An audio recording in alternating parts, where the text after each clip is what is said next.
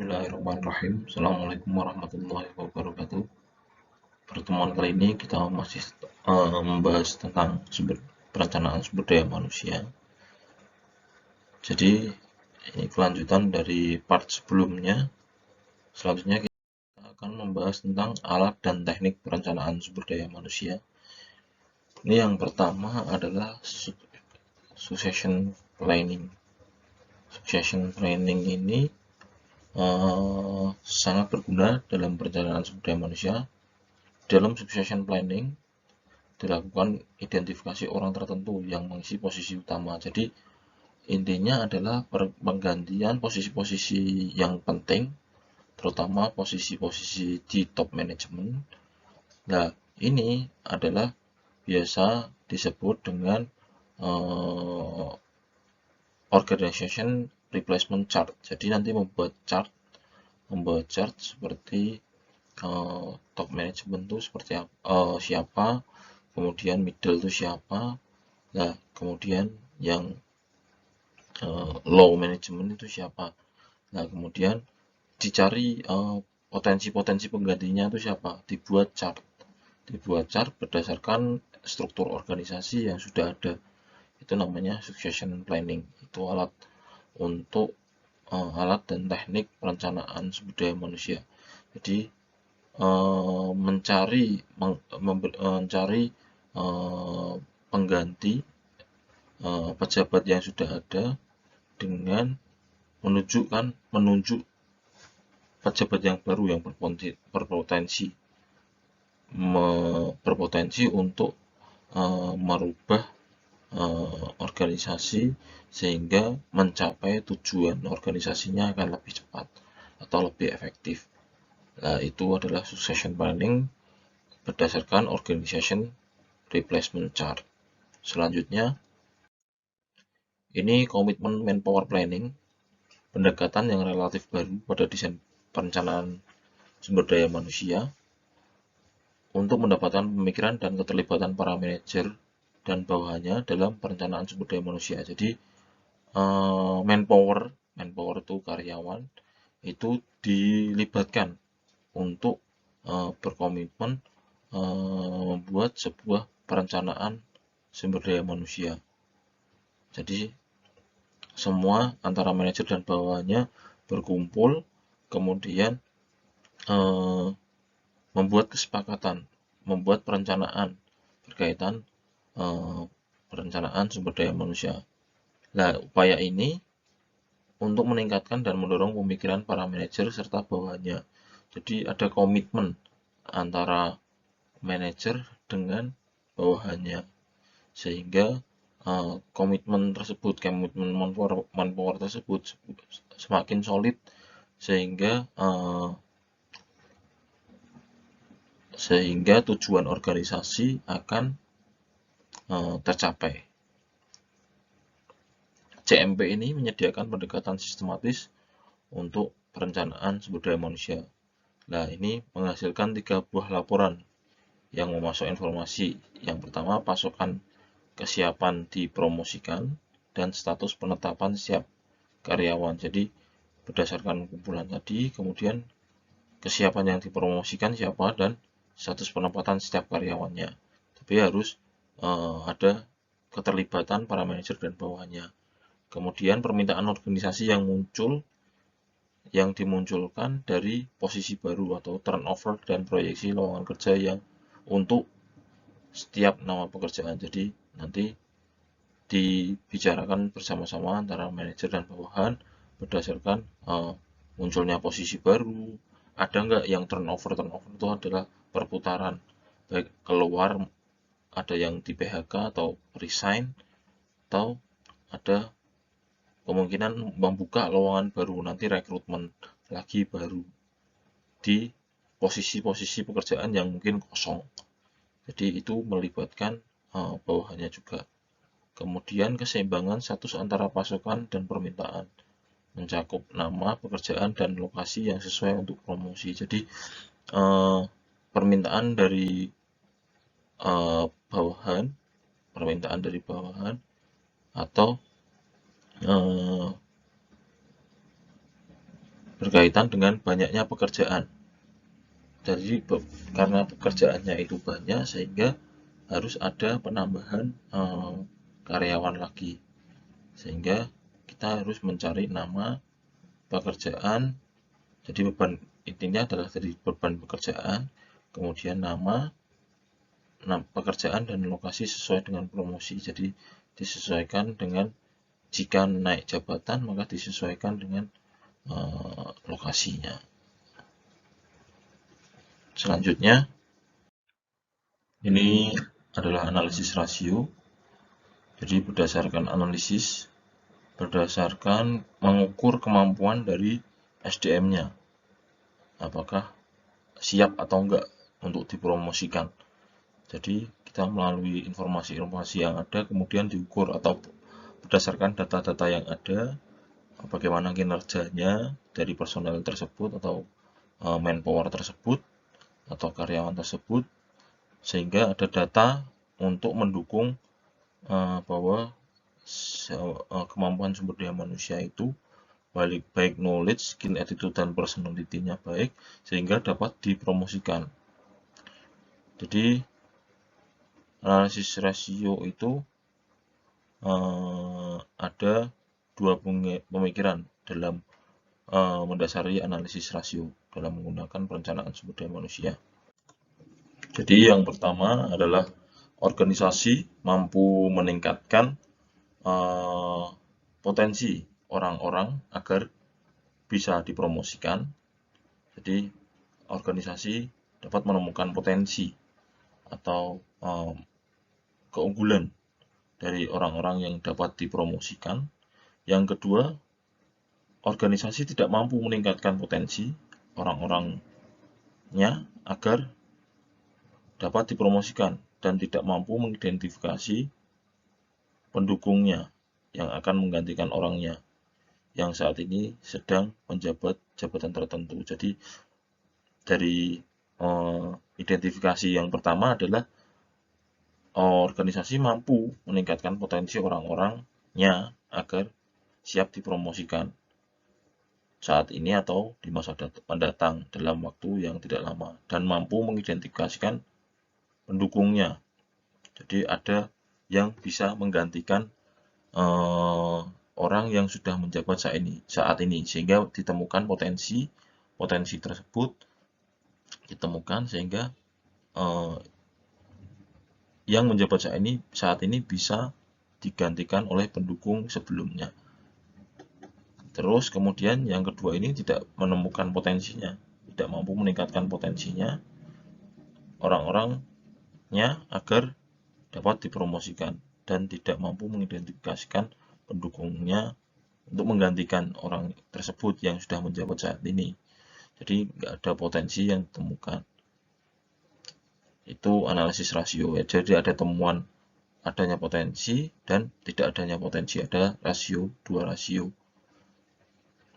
Jadi apakah diganti atau enggak berdasarkan data-data dari kemampuan sumber daya manusia tersebut.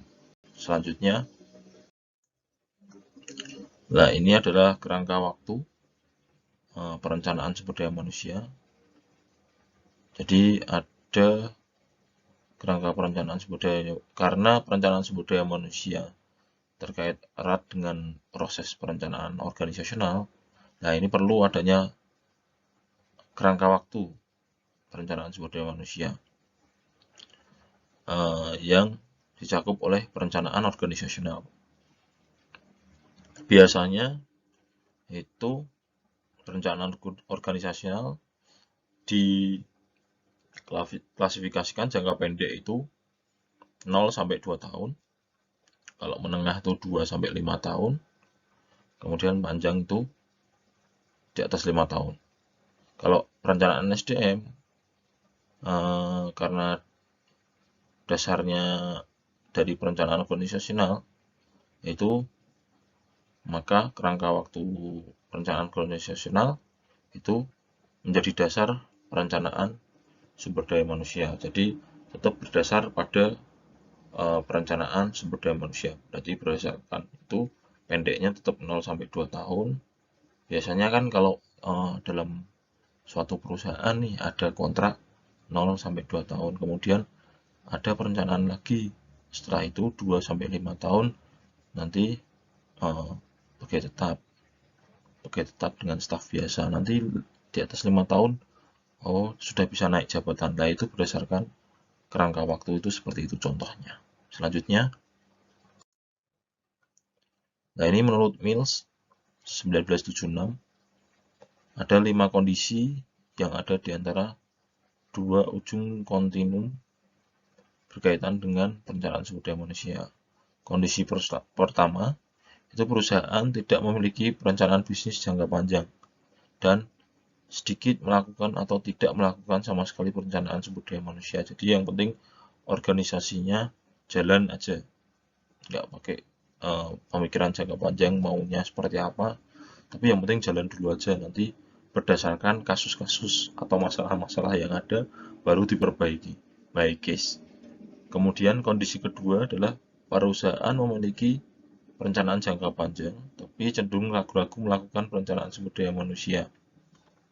Jadi ini kurang lebih sama dengan kondisi satu, tapi nanti lama-kelamaan akan baru memikirkan berkaitan dengan perencanaan sumber daya manusianya. Tapi kalau tadi penting berjalan dulu, yang kondisi dua itu masih penting nggak ya perencanaan sumber daya manusia, itu masih ragu-ragu. Kemudian kondisi ketiga, perusahaan menggunakan beberapa aspek perencanaan sumber daya manusia, tetapi untuk sebagian besar upaya ini tidak diintegrasikan ke dalam bisnisnya. Yang penting SDM-nya ditingkatkan dulu, tapi nggak ada integrasinya dengan perencanaan bisnis atau perencanaan organisasinya. Jadi ini mengutamakan perencanaan SDM-nya. Kemudian kondisi keempat adalah perusahaan melakukan perencanaan sumber daya manusia secara baik dan manajemen puncak sangat antusias terhadap proses tersebut. Jadi ini penting SDM, kemudian manajemen puncak itu ikut mendukung sehingga bisnis itu dapat lancar. Kemudian kondisi yang kelima, perusahaan melakukan perencanaan sumber daya manusia sebagai sesuatu yang penting dan vital dari perencanaan bisnis. Ya, memang ini berkaitan ya antara perencanaan bisnis dengan perencanaan sumber daya manusia. Makanya kemarin ada tahapan-tahapannya, pasti perencanaan bisnis dulu, perencanaan bisnis kemudian berkaitan dengan step-step dari perencanaan sumber daya manusia. Selanjutnya, nah ini kesalahan-kesalahan yang dapat terjadi dalam perencanaan sumber daya manusia. Ini ada 8 rintangan.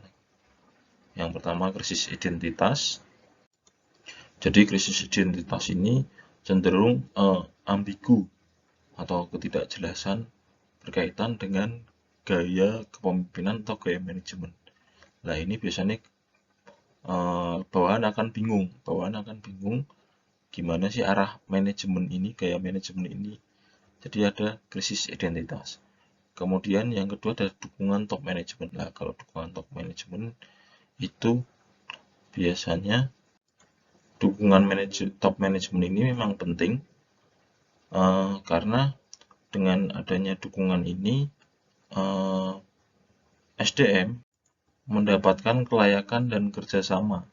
Jadi ada kerjasama antara dukungan top manajemen, jadi direktur kepada SDM-nya. Tetapi ini apabila terlalu dekat, itu biasanya berkaitan dengan komunikasi yang secara langsung ke top manajemen, biasanya menyalahi berkaitan dengan struktur atau organization chart tadi. Kemudian ukuran upaya langkah awal, ukuran upaya atau langkah awal. Jadi ini kalau langkah awalnya itu sudah terlalu rumit, kita terlalu banyak ide, itu nanti kita akan kesulitan untuk melaksanakan perencanaan sumber daya manusia tersebut. Makanya ada sebuah masukan bahwa perencanaan itu kita mulai dari setengah matang dulu. Nanti diperbaiki berdasarkan kasus yang ada sehingga kita dapat memperbaikinya dan memaksimalkan apa potensi yang ada. Karena kalau banyak ide itu eksekusinya akan terlalu lama. Jadi itu untuk ukuran upaya atau langkah awal. Kemudian koordinasi dengan manajemen dan fungsi sumber daya manusia lain ini juga apabila komunikasinya antara manajemen dan fungsi sumber daya manusia lain itu cukup sulit, itu akan menjadi sebuah kesalahan yang terjadi dalam perencanaan sumber daya manusia. Nah, ini pendekatan kuantitatif dan versus kualitatif ini pasti akan menjadi ambiguitas karena berkaitan dengan angka dan kualitasnya. Makanya pendekatan ini harus dijadikan satu. Makanya ada mixed method sekarang. Harus ada kuantitatif dan kualitatifnya. Tapi kuantitatif aja nggak apa-apa. Tapi kalau kuantitatif nanti berkaitan dengan kuantitatif dan kualitatif itu mixed method itu nanti baik tapi tidak akan maksimal atau akan terjadi kesalahan-kesalahan yang dapat terjadi dalam perencanaan sumber daya manusia karena kualitas itu tidak bisa diukur dengan angka dan angka itu belum tentu bisa diukur dengan kualitas. Kemudian yang keenam pasti tidak terlibatan manajer lini, padahal manajer lini itu adalah manajer operasional. Jadi kita perencanaan sumber daya manusia ini juga harus berkaitan dengan manajer lini. Kemudian integrasi dengan perencanaan organisasional kalau nggak ada itu bahaya. Harus ada tahapan-tahapan melalui perencanaan organisasional. Jadi selanjutnya the technique trap itu menggunakan metode kekinian berdasarkan apa yang sudah ada di sekitar jenengan, di sekitar perusahaan tersebut. Di sekitar perusahaan tersebut kemudian mengkopinya tanpa ada penyesuaian dengan organisasinya. Jadi asal copy aja, wah ketoknya kelihatannya bagus. Wah kelihatannya bagus sehingga di copy tanpa ada dasarnya itu menjadi sebuah kesalahan juga.